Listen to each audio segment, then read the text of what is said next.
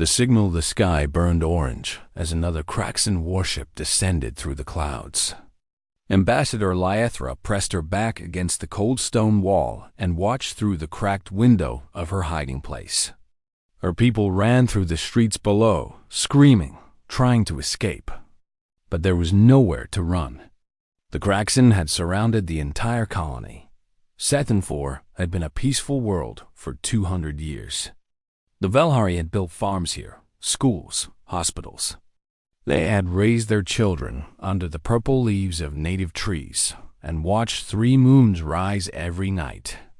Now, all of it was ending. Lyethra was tall and thin, like all Velhari. Her skin was pale blue, and her large dark eyes had seen many terrible things in her long life. But nothing like this. The Kraxan were creatures from old nightmares. Stories parents told children to make them behave. Be good, or the Kraxan will come. Everyone knew the stories. The Kraxan had destroyed hundreds of worlds. They did not conquer. They did not negotiate. They harvested. A massive explosion shook the building. Dust fell from the ceiling. Lyethra heard the heavy footsteps of Kraxan soldiers in the street below. They were tall, covered in thick gray scales, with 4 arms and eyes that glowed red in the smoke. They moved from house to house, dragging people out, pushing them toward the processing camps. The processing camps. Lyethra felt sick when she thought about them. The Kraxan did not want slaves. They wanted raw materials. Biological materials. She had to do something. But what could one ambassador do against 60 warships? Then she remembered. Lyethra moved quickly through the ruined embassy building. Most of the staff had fled or been captured. She was alone. Her feet carried her down broken stairs, past offices filled with shattered glass, until she reached the basement. The door was still locked.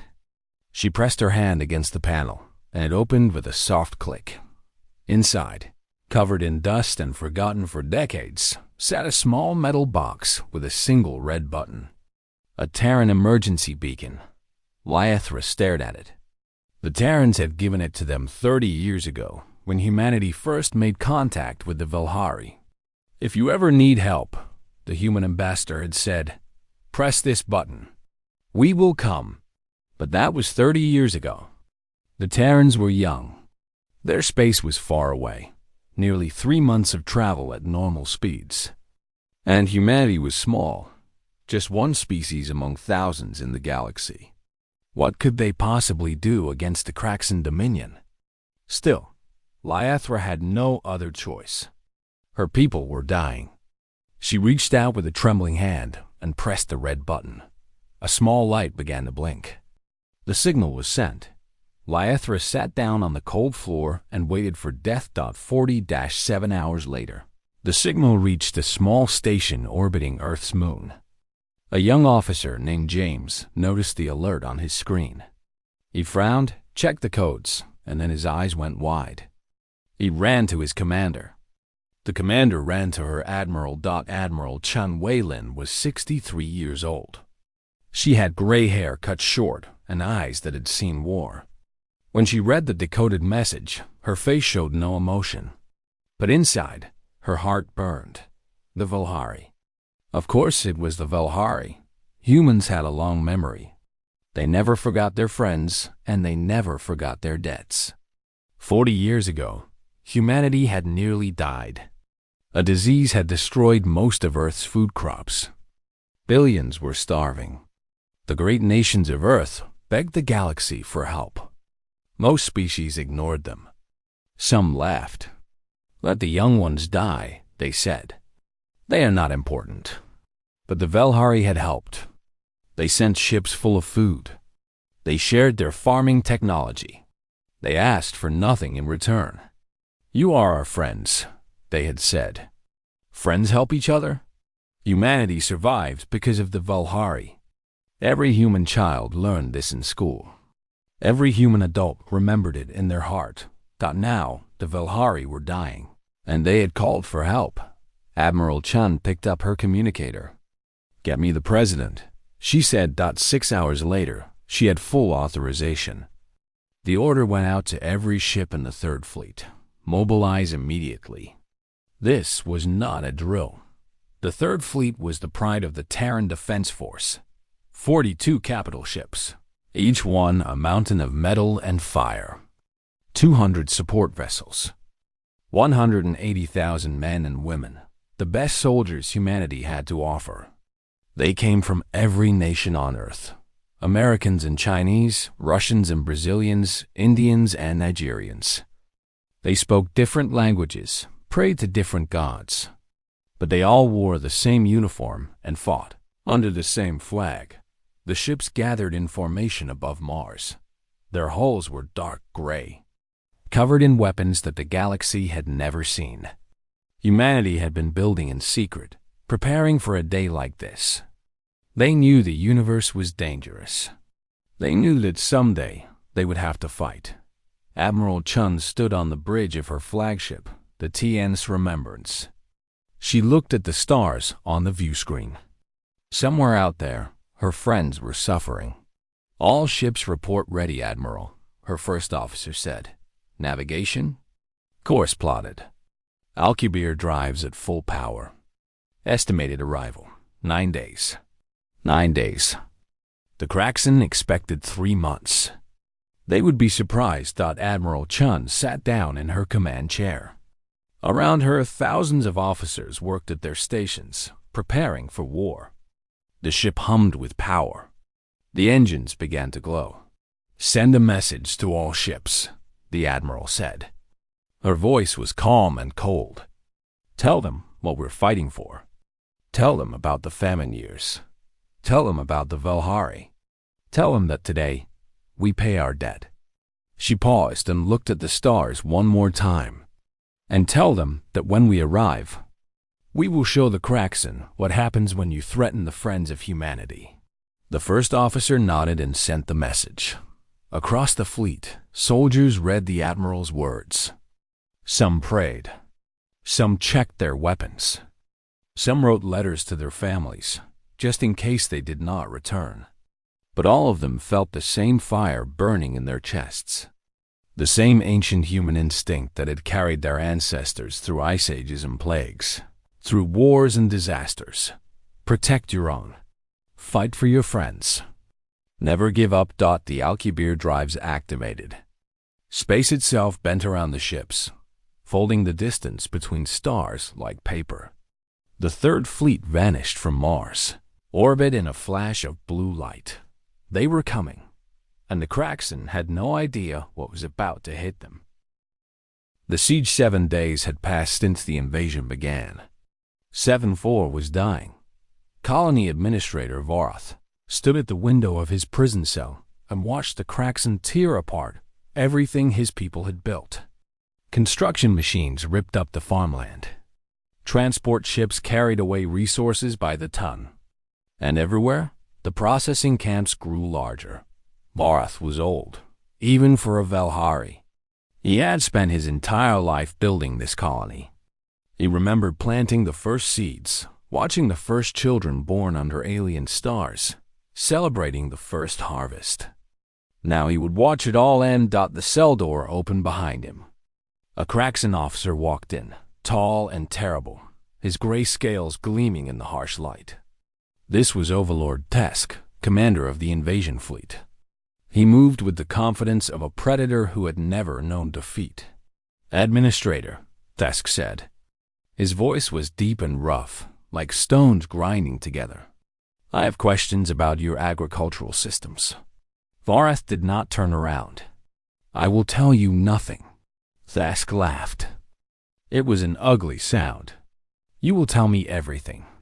Eventually, your people are weak. They break easily. He walked closer, his heavy footsteps shaking the floor. But I am patient. I have done this to hundreds of worlds. I know how this story ends. Every story ends differently, Vorath said quietly. Not this one. Tesk grabbed Vorath's shoulder and turned him around. The Kraxan's red eyes burned with cruel amusement. Let me tell you how your story ends, old one. We will harvest everything useful from this world. Your people, your animals, your plants. We will take it all. And when we are finished, we will move on to the next world, and the next. This is what the Dominion does. This is what we have done for 6,000 years. Vorath met those terrible eyes. Someone will stop you eventually. Thesk released him with a snort of contempt. Who? The Galactic Council? He laughed again. They send strongly worded messages. They express concern. They do nothing. No one challenges the Dominion. No one dares. He turned and walked toward the door. Enjoy your last days, Administrator. Soon, you will join your people in the processing camps. The door slammed shut. Vorath slumped against the wall, feeling older than he had ever felt before. Far across the ruined city, Lyethra huddled in a basement with 30 other survivors. They called themselves the Resistance, but it was a grand name for such a small group. They had no weapons, no ships, no plan. All they had was hope, and even that was fading. A young Velhari named Cathan sat beside her. He had been a teacher before the invasion. Now his hands shook constantly, and his eyes jumped at every sound. Do you think anyone is coming? He asked, his voice barely a whisper. Lyethra thought about the beacon. She had told no one about it. What was the point? The Terrans were too far away. Even if they wanted to help, they could never arrive in time. I don't know, she said. It was not quite a lie. Outside, Kraxan patrols marched through the streets. Their boots made the ground shake. Their weapons hummed with deadly energy. The survivors pressed closer together, trying not to make a sound. In orbit above the planet, the Kraxan fleet circled like hungry wolves. 60 warships, each one ancient and powerful. The Kraxan had been building warships when humanity still lived in caves. Their designs were perfected over thousands of years. Their weapons had burned countless worlds. Overlord Thesk returned to his command ship and studied the tactical display. Everything was proceeding on schedule. The harvest was ahead of projections. In another week, they would be finished here and ready to move on. A communications officer approached his throne. Overlord, we have received reports from the outer system. Thesk barely glanced at him. What reports? Our scout ships have detected unusual readings at the edge of the system. Gravitational disturbances. They are not sure what is causing them. Thesk frowned. Gravitational disturbances? What kind? The officer checked his display. Unknown, Overlord. The readings are strange. The scouts say they have never seen anything like them. For a moment, Thesk felt something cold touch his heart. Then he pushed it away. He was Kraxan. He feared nothing. Probably an asteroid cluster, he said. Tell the scouts to investigate and report back. Yes, Overlord. The officer left. Thesk returned to his tactical display, but some small part of his mind kept thinking about those strange readings. He had heard rumors lately, whispers from the far corners of the galaxy. Stories about a young species called humans, Terrans. They came from a deadly world, a planet that tried to kill them every day. They were supposed to be aggressive, unpredictable, dangerous, but that was impossible. The Terrans were young, barely a century into space travel. Their territory was far away, and no young species could threaten the Dominion. The very idea was laughable. Thesk dismissed the thought and focused on his harvest. On the edge of the system, the Kraxan scout ship studied its sensors in confusion. The gravitational disturbances were growing stronger. They were not asteroids. They were something else entirely. Something moving very, very fast. The scout commander watched his readings with growing alarm. Objects were approaching the system at speeds that should not be possible. Dozens of them. Large ones. They bent space around themselves, riding waves of distorted gravity. What is that? he whispered. His sensors screamed a warning. The objects were almost there. They were decelerating. They were the scout ship's sensors overloaded and went dark. For a moment, there was only blackness. Then the scout commander saw light. Blue light, impossibly bright, filling the view screen. He saw shapes emerging from the light. Massive shapes. Ships. Dozens of ships. He reached for his communicator, trying to send a warning to Overlord Tesk. But before he could speak a single word, something hit his ship. There was a flash of heat, a moment of terrible pain, and then nothing. The scout ship was gone. Behind it, the Terran Third Fleet completed its deceleration and entered the Sethan system. 42 capital ships moved into formation with the precision of a machine. 200 support vessels spread out around them, their weapons powered up, their shields activated. On the bridge of the TNS Remembrance, Admiral Chen Weilin looked at the tactical display. She could see the Kraxan fleet orbiting the planet. She could see the processing camps on the surface. She could see everything. "Open a channel," she said. "All frequencies. All languages." Her communications officer nodded. "Channel open, Admiral." Chen Weilin stood up from her command chair. Her voice was calm and clear. "This is Admiral Chen Weilin of the Terran Defense Force. You are engaged in hostile action against protected allies of the Terran Protectorate. You have 1 hour to withdraw from this system." She paused, and her eyes grew cold. There will be no second warning. In his command ship, Overlord Tesk heard the message. For a long moment, he simply stared at the display, unable to believe what he was seeing. Then he began to laugh. The Terrans? These primitive apes thought they could threaten him? He had 60 warships. He was Kraxan. No one defeated the Kraxan. He opened a channel to his fleet. "All ships, prepare for combat. We will teach these humans the price of their arrogance." Across the Kraxan fleet, weapons powered up and targeting systems locked on. The hour began to count down. The hour passed in silence. Overlord Tesk watched the countdown on his display, his red eyes burning with anticipation. Around him, his crew worked at their stations, preparing for battle. The 60 ships of his fleet held formation around the planet. Their ancient weapons pointed at the Terran invaders. Tesk was not worried. He had studied the reports on his enemy. The Terrans were young, primitive, outnumbered. Their ships were smaller than his dreadnoughts. Their technology was inferior. Yes, they had traveled here faster than expected, but that was just a trick. It meant nothing.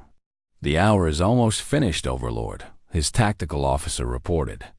Tesk smiled, showing rows of sharp teeth. "Good. When it ends, destroy them all." Across the void, Admiral Chen Weilin stood on the bridge of the TN's Remembrance and watched the same countdown. Her face showed no emotion, but her heart beat steady and strong. Around her, officers worked in focused silence. The bridge hummed with quiet power. 30 seconds, Admiral," her first officer reported. Chun nodded. She had given the Kraxan a chance to leave. She knew they would not take it. The Kraxan had never retreated from anything. Their pride would not allow it. That was about to change. "All ships report ready," the tactical officer said. "Prometheus weapon systems fully charged." Prometheus. That was the name humanity had given to its most terrible weapons. Named after the Titan who stole fire from the gods and gave it to mankind. These weapons were humanity's fire, built in secret over decades. Never shown to the galaxy until this moment. The countdown reached 0. "Admiral," the communications officer said, "the Kraxan are powering weapons. They are targeting our fleet." Chun Weilin sat down in her command chair. Her voice was quiet and cold. "Then let them see what they are facing. All ships, execute Protocol Prometheus. Target the lead dreadnought first. Across the Terran fleet, something awakened. The Kraxen had expected missiles. They had expected energy beams. They had expected weapons they understood, weapons they could counter. They had fought 1,000 battles with 1,000 enemies. They knew how war worked. They were wrong. The TN's Remembrance's main weapon was not a gun. It was a lens, a gravitational lens that could focus the energy of a nearby star into a coherent beam. The physics were simple, but the engineering was impossible, or so the galaxy believed. Humanity had died anyway. The beam fired. Overlord Thesk saw a flash of light brighter than anything he had ever witnessed. His view screen went dark, trying to protect his eyes. When it cleared, he looked for his lead dreadnought, the Harvester of Worlds, his oldest and most powerful ship. It was not there. The ship had not exploded. It had not been damaged. It simply did not exist anymore. Where a mountain of metal and fire had been, there was only empty space and a fading glow of radiation. Thesk stared at the display. His mind could not understand what he was seeing. What? He whispered. What was that? Before anyone could answer, the Terran fleet fired again. And again. And again. The TNS Beijing used a different weapon, a kinetic impactor that accelerated small pieces of metal to nearly the speed of light. When those pieces hit a Kraxen cruiser, they carried more energy than a nuclear bomb. The cruiser was torn apart from the inside. The TNS New Delhi activated its gamma-ray burster, flooding a section of space with deadly radiation.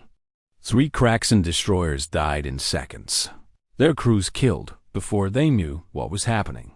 The TNS Snow Paulo fired something that bent space itself, crushing a Kraxen warship like a giant invisible fist. 12 ships. 12 Kraxen warships destroyed in the first 90 seconds of battle. And the Terran fleet had not even slowed down. Overlord Thesk felt fear for the first time in his long life. Real fear, cold and sharp, cutting through his pride like a knife. All ships! He screamed into his communicator. All ships, attack! Destroy them. Fire everything. The Kraxen fleet responded. Hundreds of weapons fired at once, filling space with plasma and missiles and particle beams. It was a wall of destruction that should have burned any enemy to ash. The weapons hit the Terran shields and did nothing. Admiral. Chum watched the enemy fire splash against her defenses like water against rock.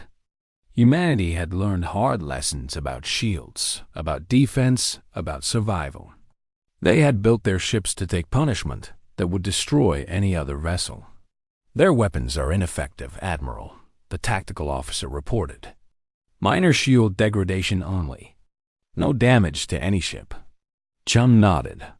She had expected this. The Kraxen had not changed their weapons in thousands of years. Why would they? They had never needed to. No one had ever challenged them. Now someone was challenging them. And the Kraxen were completely unprepared.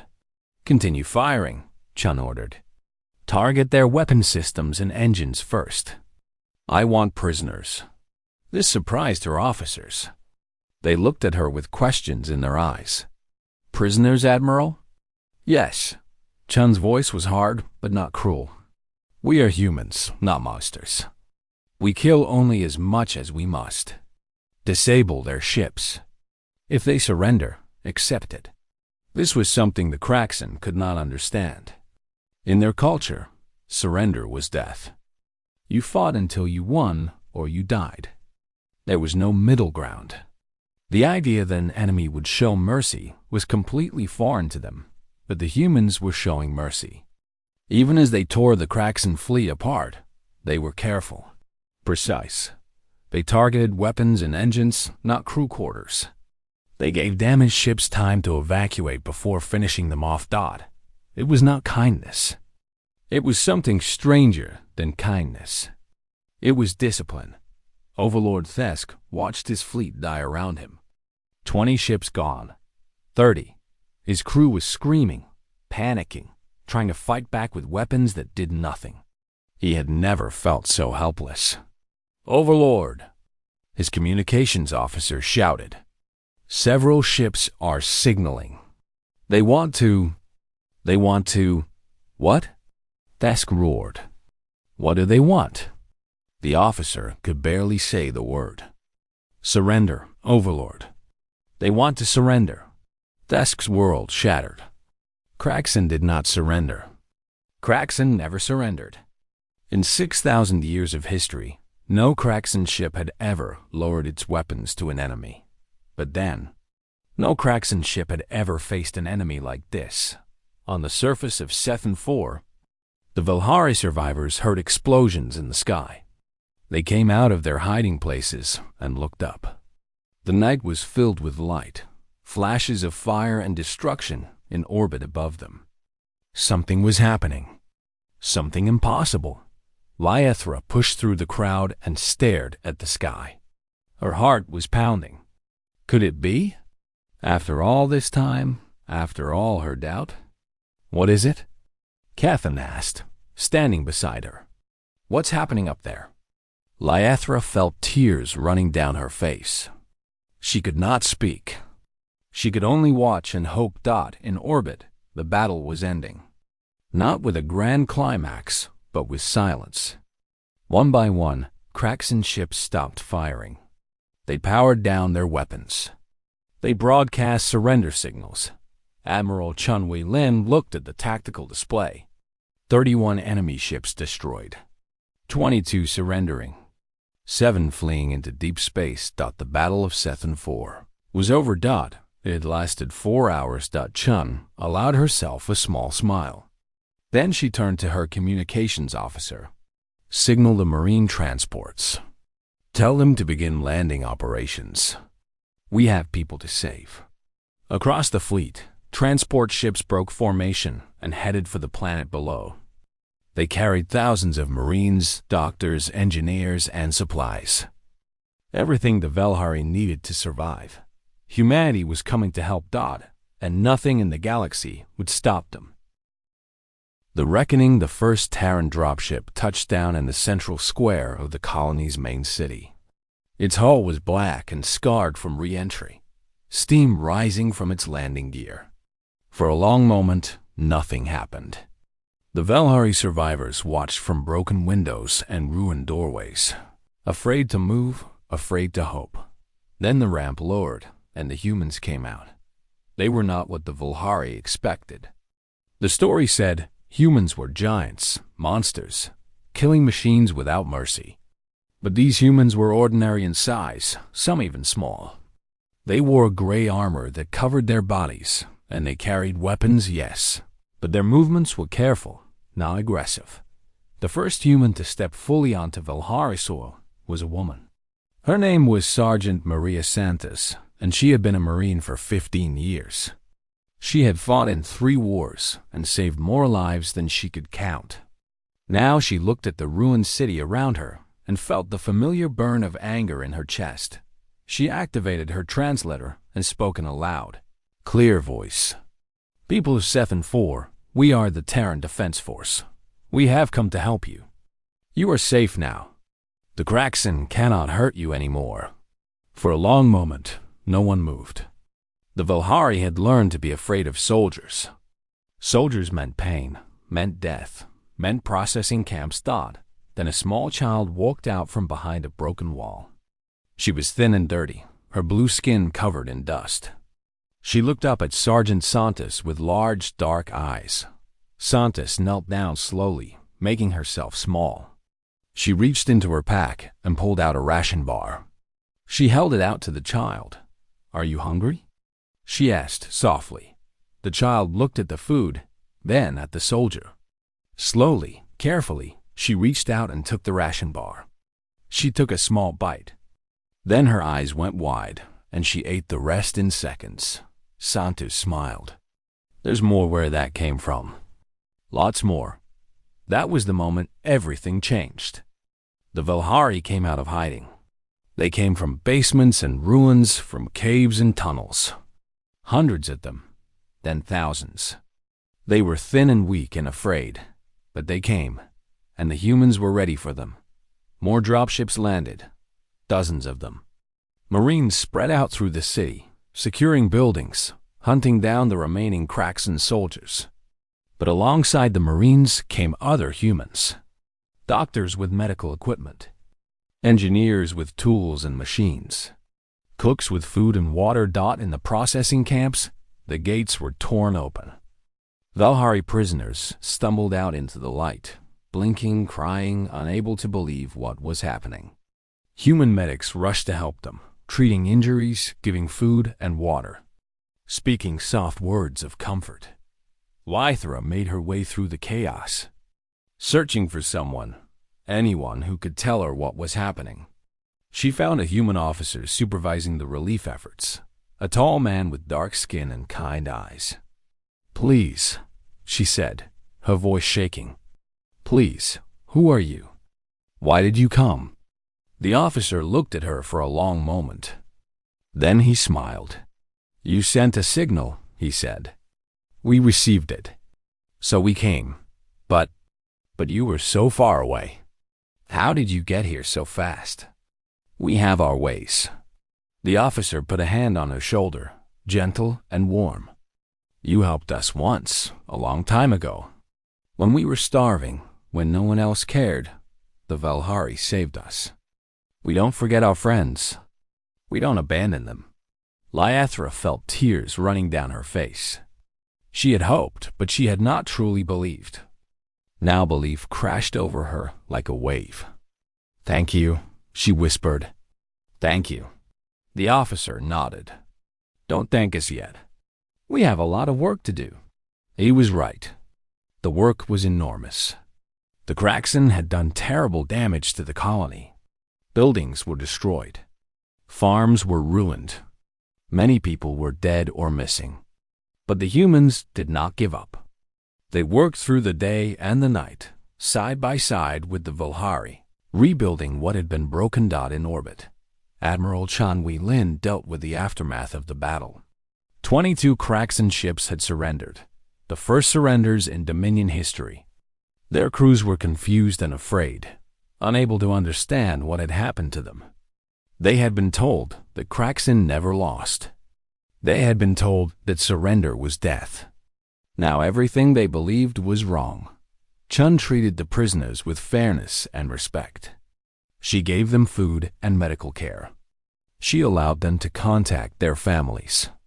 This confused the Kraxan even more. They expected torture, execution, revenge. They did not expect kindness. Overlord Thesk was brought before Admiral Chun in chains. He was broken, his pride shattered, his red eyes dull with despair. He had been the most feared commander in the Dominion. Now he was a prisoner of creatures he had called primitives. "Kill me," he said to Chun.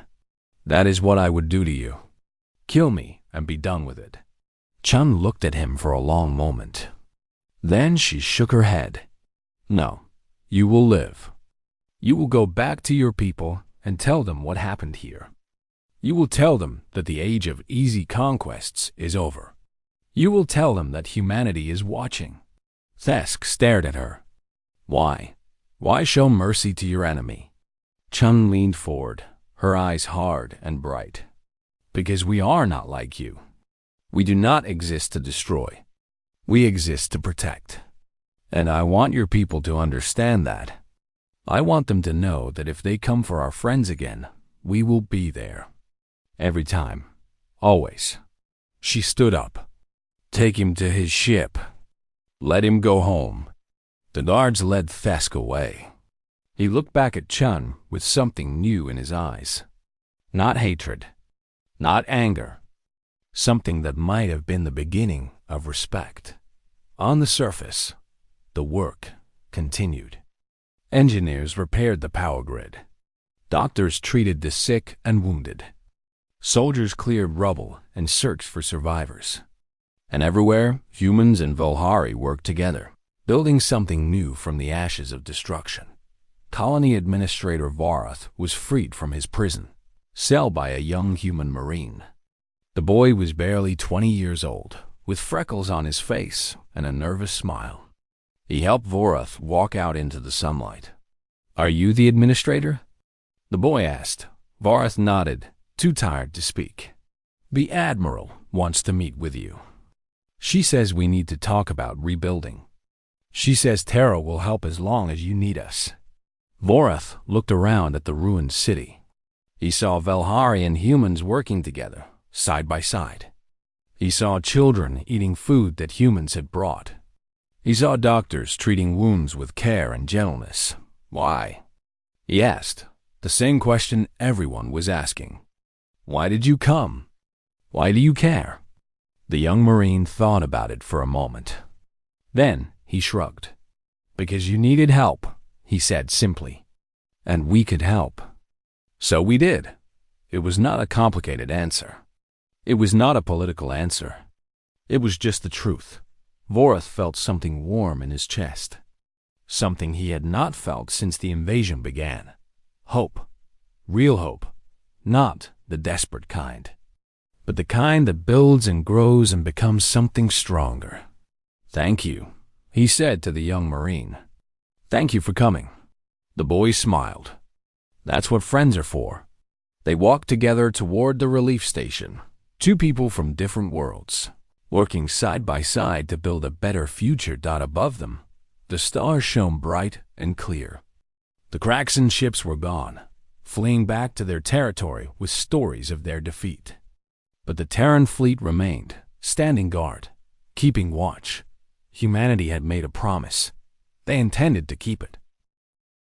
The message: the Galactic Council met on the station called Unity, a massive structure floating in neutral space where all species could gather in peace.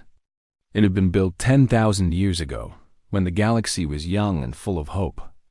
Now it was old and tired, a place where problems were discussed but rarely solved. Today, the Great Chamber was full. Representatives from hundreds of species sat in their designated sections, watching the center stage where history was about to be made. The air was thick with tension. Everyone had heard about the Battle of Sethan IV. Everyone had questions. The Kraxan ambassador was the first to speak. His name was Vorthax, and he was ancient even by Kraxan standards. His scales were gray and cracked, and his red eyes burned with anger. "We demand justice," he declared, his voice echoing through the chamber. "The Terrans have committed an act of war against the Dominion. They have destroyed our ships, killed our soldiers, taken our people prisoner. This cannot be allowed. The Council must condemn these actions and punish the humans for their crimes." Murmurs spread through the chamber. Many species nodded in agreement. The Kraxan were powerful, dangerous. It was safer to agree with them than to challenge them. Then the holographic display flickered, and Admiral Chun Wei-Lin appeared. She was still on her flagship, orbiting Sethan IV. But her image stood tall and clear in the center of the council chamber. She wore her dress uniform, medals gleaming on her chest. Her face was calm, her eyes steady. "Distinguished representatives," she said, her voice carrying to every corner of the room. "I am honored to address this council." Ambassador Vorthax interrupted immediately. "You are a war criminal. You have no right to speak here." Chun looked at him without flinching. "I have been given the floor by council protocol. You will have your chance to respond." The council chairman, an ancient being from a species so old that no one remembered their name anymore, nodded slowly. "Admiral Chun may speak. Those are the rules." Chun inclined her head in thanks. Then she began. 6,000 years, she said. For 6,000 years, the Kraxan Dominion has preyed upon the weaker species of this galaxy. They have destroyed hundreds of worlds. They have killed billions of innocent people. They have taken everything they wanted and given nothing back. She paused, letting her words sink in. "And what has this council done? You have passed resolutions. You have expressed concern. You have sent strongly worded messages. But you have never acted. You have never stopped them. You have watched while entire civilizations burned, and you have done nothing." The chamber was silent. Many representatives looked away, unable to meet her eyes. "The Valhari are our friends," Chun continued. 40 years ago, when humanity was dying, when a plague had destroyed our food and billions of our people were starving, the Valhari helped us. They sent ships full of food. They shared their knowledge. They asked for nothing in return. They saved us because it was the right thing to do." Her voice grew harder. Now it was our turn to help them. The Kraxen invaded their colony. They were going to kill everyone, harvest them like animals. And the council did nothing. Again. Ambassador Vorthax stood up. "You had no right. The Valhari are not part of your territory. You violated our sovereignty." Chun turned to face him directly. "Your sovereignty? You invaded a peaceful world. You put innocent people in processing camps. You were going to murder them all. And you talked to me about sovereignty?" She took a step forward, her holographic image seeming to grow larger. "Let me make something clear, Ambassador. Humanity does not care about your sovereignty. We do not care about your ancient traditions or your 6,000 years of conquest. We care about our friends. We care about innocent lives. And we will protect both, no matter what this council thinks." The chamber erupted in noise. Some species shouted in anger, others in support. The chairman banged his gavel, trying to restore order. Chun raised her hand, and slowly the room quieted. "I am not here to threaten anyone," she said. "I am here to deliver a message. The age of easy conquests is over. The time when the strong could prey on the weak without consequence has ended. Humanity is watching now. And if anyone, Kraxen or otherwise, attacks our friends, we will respond." She looked around the chamber, meeting the eyes of representative after representative. "We did not ask for this responsibility. We are young. We have much to learn. But we will not stand by while innocents suffer. That is not who we are. That is not who we will ever be." Ambassador Vorthax made one last attempt. "The council must act. The humans must be punished." The chamber fell silent. Everyone waited to see what would happen. Then, slowly a representative from a small species stood up. They were called the Methrony, and the Kraxen had destroyed half their worlds over the centuries. The representative's voice was thin and old. "We support the Terrans," she said simply. "They did what we could not. They did what we should have done long ago." Another representative stood. Then another. Then dozens. Species that had suffered under the Kraxen. Species that had lived in fear for thousands of years. All of them rising to their feet. Ambassador Vorthax looked around the chamber in disbelief. This had never happened before. The Kraxen had always been feared, always been obeyed. Now, for the first time, the galaxy was standing against them, and standing behind humanity. The chairman spoke at last. "This council takes no action against Terra. The matter is closed." Vorthax stormed out of the chamber, his guards following behind him.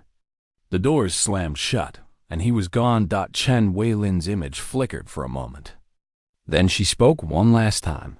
"Thank you for your time, distinguished representatives. Humanity looks forward to building a better future with all of you. A future where no one has to be afraid." Her image vanished out in the aftermath. Everything changed. The Kraxen withdrew to their territory, licking their wounds, trying to understand how they had lost. The Dominions still existed, still dangerous, but something had shifted. They had been beaten, publicly, decisively. Their reputation of invincibility was destroyed. On Sethan 4, reconstruction continued. Terran engineers and Valhari workers rebuilt the colony, better and stronger than before. The processing camps were torn down and turned into memorial gardens. The names of the dead were carved into stone, so they would never be forgotten. Lythra was given a special honor. The emergency beacon, The dusty old device that had saved her people was recovered from the rubble of the embassy and placed in the new colony museum. Beside it was a plaque with simple words. They called. We came. Administrator Vorath met with Admiral Chun before the fleet departed. They stood together on a hillside overlooking the city, watching the sun set over the rebuilding colony. What happens now? Vorath asked. Chun was quiet for a moment. Now we go home. But we leave ships behind, enough to protect you. And if anyone threatens you again, you call us. We'll come back. You cannot protect everyone in the galaxy. No, Chun admitted. But we can try. She looked up at the stars. Thousands of points of light in the darkening sky. Somewhere out there, other species are watching what happened here. Species that have been afraid for centuries. Species that have given up hope. Maybe they'll see that things can change. Maybe they'll find the courage to stand up for themselves. And when they do, we'll be there to help them. Vorath nodded slowly. You are a strange species, Admiral. I think I'm glad you are our friends. Chun smiled. So are we. The Terran fleet departed the next day, leaving behind a changed galaxy. The Kraxen were diminished. The Council was different. And across thousands of worlds, beings of all species looked up at the stars and wondered if the stories were true, wondered if there really was a young species out there, fierce and compassionate, ready to fight for strangers, wondered if hope was possible after all. In dusty storage rooms and forgotten embassies, old Terran beacons sat waiting. Some had been gifts, some had been forgotten, some had been kept as curiosities. Now, beings across the galaxy found them and dusted them off. They looked at the small red buttons and thought about pressing them. Not yet, maybe not ever. But it was good to know the option was there. It was good to know that someone was listening, and far away, on a small blue planet called Earth. Humanity went about their daily lives. Most of them had no idea what their soldiers had done, what their ships had accomplished. They worked and laughed and loved, ordinary people living ordinary lives. But they carried something special inside them. A fire that had burned since the first humans stood upright on the African plains. A determination to survive, to protect, to never give up. They called it many things. Courage, stubbornness, hope, whatever they called it. It had changed the galaxy. And it was only the beginning.